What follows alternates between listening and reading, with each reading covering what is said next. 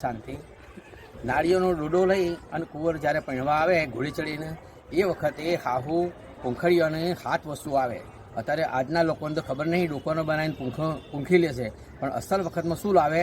હોય લઈને આવ્યું તીર કોમઠું, હંબેલું, ખોયણીઓ, વલાણું, ઘંટી અને દોરું કે ભાઈ તું પાછો વળ સંસારમાં મજા સ નહીં હોય ની અણીએ વેદાઈ જઈ શબ્દનો બોણીઓ વાક્ષી તો સહન નહીં કરે ખોયણીયામાં ખંડાઈ જઈ વલોણામાં વલોવાઈ જઈ ઘંટીની જેમ દળી જઈ અને બળધ્યારા ગોળી મજૂરી કરી મરી જઈ ભાઈ તું પાછો વળ પણ આ ઘોડે ચડેલો હા ને પાછો વળ પાછા હાવનો હાલો તણસી હું દાગીનો કરાવીશો હાહુ કે નાકટ્ટા શરમ વગરના આટલું કહું છું ચમ ખબર પડતી નહીં હાચી લક્ષ્મી લેવાય એ તો માગતો નહીં કે હું દાગીનો કરાવશો.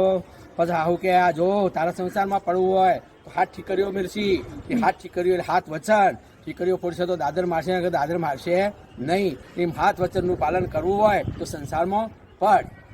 પછી આદમીની વાળેલી ગોઠો બૈરાને છોડાવ, બૈરાને વાળેલી આદમીની છોડાવ, શું કરવા છોડાવ ભાઈ? જીવનમાં ગોઠો ના પડે એટલા માટે સ્ત્રીનો પુરુષ ગાડીનો રથનો 2 પૈડો કહેવાય.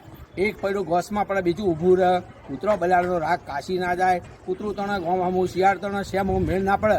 કો તો આદમીને બૈરાના મતમાં રહેવું પડે, કો તો બૈરાના આદમીના મતમાં રહેવું પડે. તો સંસાર હેડે ને સંસાર હેડે નહીં. ઓમ શાંતિ.